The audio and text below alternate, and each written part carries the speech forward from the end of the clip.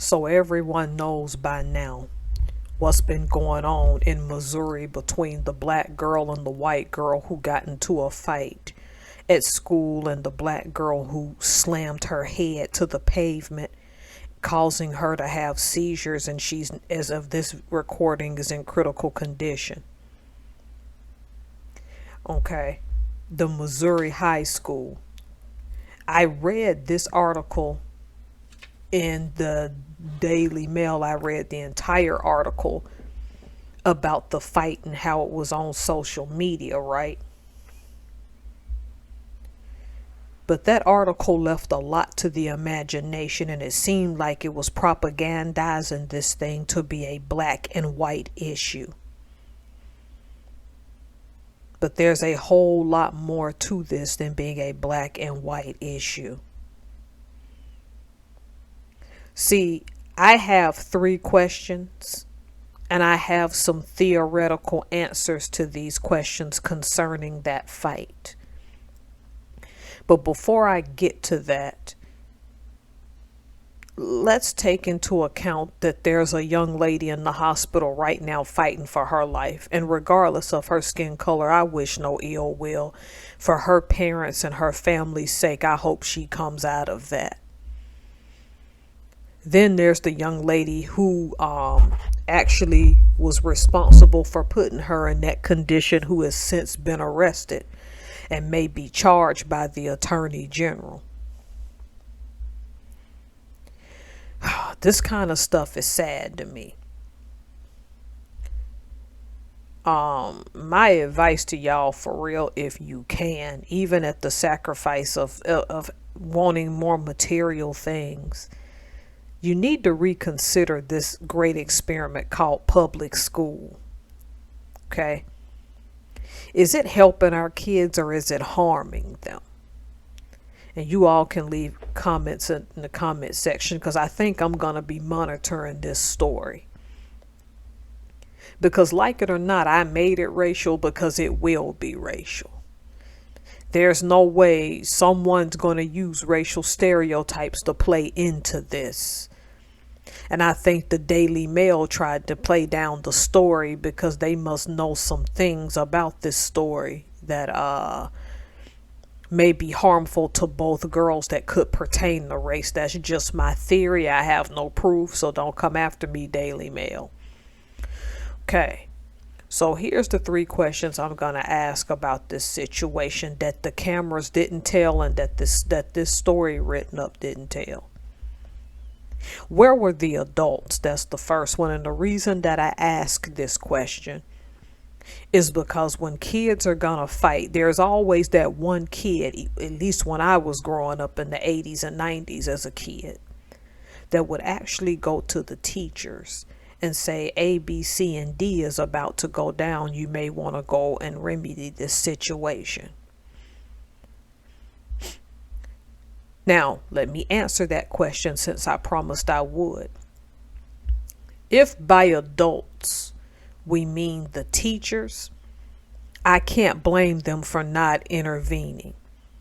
And if you see the videos on YouTube of these kids rolling up on their teachers just because they couldn't have their cell phones, or because they were late for class, or they were disruptive, that's a thankless job. No matter what they get paid, no matter what benefits they get, a kid rolling up on these adults is inexcusable. And it's not like they're any particular race or gender. They're just rolling up on whatever teacher corrects them, as they have the right to do. And it's kids of different races doing this stuff too. So it's just ridiculous. I'm saying in this case, I do not blame the teachers for not getting involved. Because as is, they're stressed out about the occupation itself. You don't know what kind of violence you're going to walk into on a given day in that classroom, just because you asked and requested respect. And we all know this happens. Nobody want to say that, because what they're going to do is blame the teachers for this. And I had to put this out so that they don't take any blame, regardless of their race or gender. because this has just absolutely gotten out of hand. They are there to educate you, not to be your parent. These kids are in high school, for goodness sake. Where's the etiquette? Where's the respect? To skip some activity, whether class or lunch or whatever it was, to go out in the street and fight like animals. And when you look at the tape, disproportionately, it's more FBAs. We'll come back to that, but there were white kids on that tape as well. Okay. My solution is the adults, when they found out, even the principal just should have called the police. If the police were going to roll up, they would know. Don't expect me to believe that no one knew this fight was going to go down. And out of respect for both sides, the family, the victim, and the perpetrator, I've decided not to put their pictures up.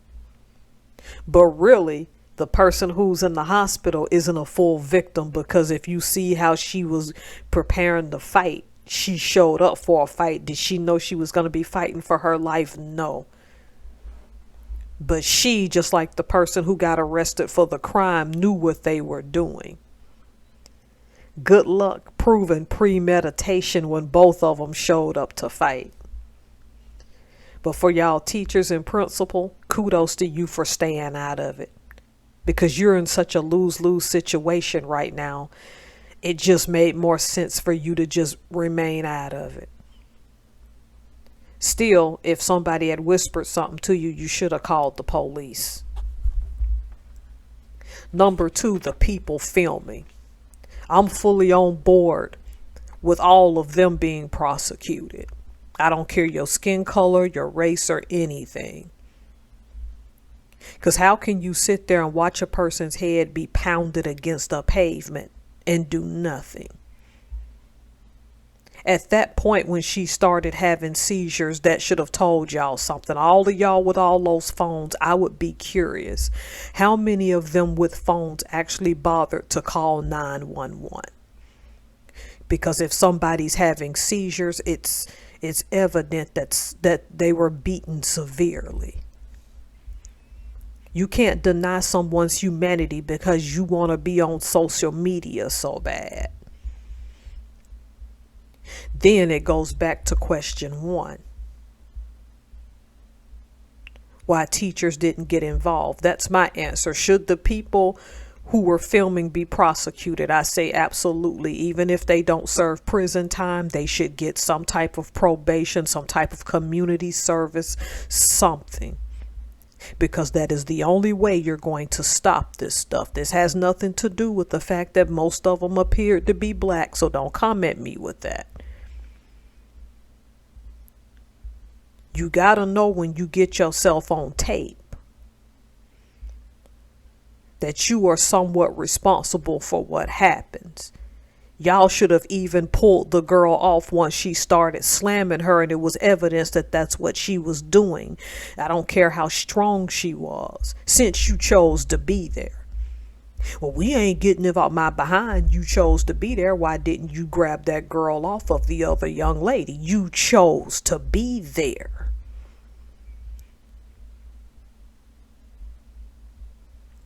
Now, the final question, the one that's going to come off as rather insensitive, what this article didn't say and what I'm not getting any feedback on, okay?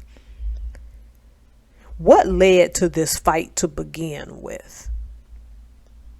Because the circumstances that led up to this pettiness, which with one person locked up and another one fighting for her life, context here behind the scenes is important.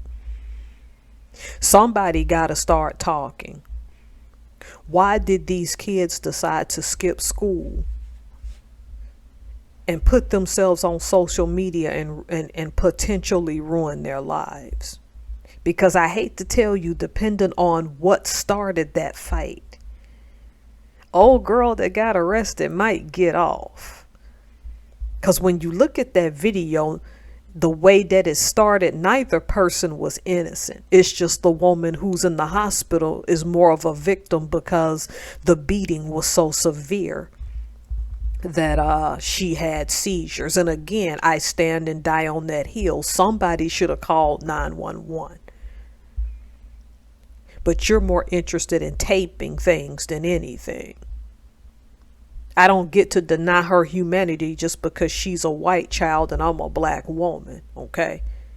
No more than I denied the humanity of the young lady who was arrested because she's still a child. She's a child that committed what we would call an adult act. If somebody's from that area, please let me know. What were the circumstances? Because you know these kids gonna talk. Kids are still in a developmental stage. They can't resist snitching sooner or later. But somebody knew something. What led to the fight? And again, like I said, to answer that question, what I believe is the context of what led up to that fight is important. Now, I'm gonna end this rant with this. A good majority of people on camera were foundational black Americans, okay? And it goes back to what I tell y'all, be careful of getting in activities that disproportionately affect your life. Because you'll be amazed, I won't say amazed, you'll be stunned at the silly stuff or the hurtful stuff that you do as a teenager, how it can impact your adulthood for years to come. This is why when people tried to goad me in fights as a kid, I stayed out of it because I knew I was going to leave home and do greater things. And I'm not saying because kids go through a selfish phase. That's all teenagers. But disproportionately, it's a lot of you on camera more than your white counterparts, though there were white students there. And let's not pretend that does not matter, okay? My biggest thing is I really don't care about your race. I think that between teachers quitting, and rightfully so, and the way that public school is now, okay, it's getting wasteful to even send your kids there if this is all's gonna happen. Suspensions and all of this stuff. I'm gonna be keeping up with this story. So if you guys know anything about why or the context behind the scenes, just let me know. Thanks. Appreciate you listening.